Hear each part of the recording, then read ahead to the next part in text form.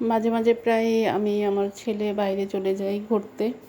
যখন দেখি বাসায় কোনো রকমে ভালো লাগতেছে না, তখন মা ছেলে মিলে বাইরে চলে যাই। বেশিরভাগ সময়টা ছোট ছেলেকে নিয়ে বের হওয়া হয়, বড় ছেলেকে নিয়ে একটু কম বের হওয়া হয়, কারণ ওর তো ভার্সিটি আছে, ভার্সিটি থেকে আস্তে আস্তে সময় পায় না, ক্লান্ত হয়ে যায়। তাই ছোট ছেলেকে নিয়ে এখন বেশি একটা বের হই।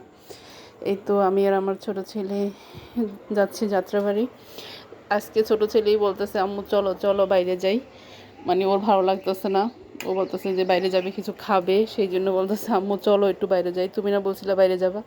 অথচ তখন আমার মুড ছিল না বাইরে যাওয়ার, তারপর ও আমাকে জোর করে নিয়ে গেছে বাইরে। তারপরেই তো আমরা টেস্টি ট্রিটে চলে আসলাম। এখান থেকে 2টা কেক নিলাম, মিনি সাইজের কেক নিছি। ও একটা নিছে, আমি একটা নিছি। আসলে ও যেটা দাম বেশি দিয়ে নিছে ওরটা বেশি একটা মজা হয়নি, তবে আমারটাই মজা হয়েছে। পরে ও আমার বলতেছে কি যে আমারটা তো আম্মু তিতা তিতা লাগতেছে।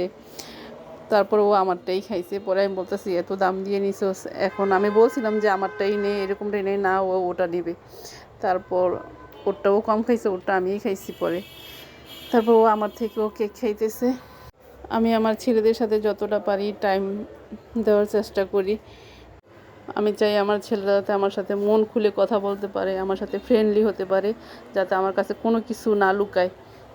তার মানে এই না যে আমি শাসনও করি না, আমি অবশ্যই ওদেরকে শাসন করি। ওদেরকে যেমন ভালোবাসি, ওদেরকে আমি শাসনও করি। এমনকি ওরা আমারই ভয় পায়। তারপর এখান থেকে কিছু মাটির জিনিসপত্র দেখতেছি। ছোটো ছেলে বলতেছে এখান থেকে মাটির কাপ নেবে, ও নাকি এগুলা দিয়ে চা খাবে। তারপর এখান থেকে মাটির কাপ নিয়ে নিলাম। আসলে মাটির জিনিসপত্র দেখতে অনেক সুন্দর লাগে, শৌখিন টাইপের। আর ইদানিং কেন জানি আমার মাটির জিনিসপত্র কিনতেও ভালো লাগতেছে। দেখতেছিলাম যে কোনটা ভালো হবে। তারপরেই তো বাসায় চলে আসছি।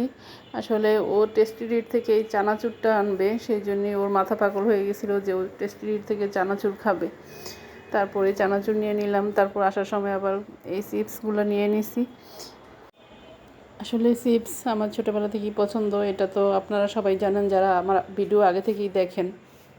এরকম এই রিং চিপসগুলো যে আমি কত খাইছি। তারপরে এই যে ছোটো ছেলের সাথে গল্প করতেছি, ওনা বাইরে গেলে হাঁটতেই চায় না, সেটা নিয়ে দুষ্টামি করতেছি। যে আমি বলতেছি যে আগে তো আমরা কত হাইটা কত দূরে কলেজে গেছি, আর তুমি এখান থেকে এখানে হাইটে যাইতে চাও না।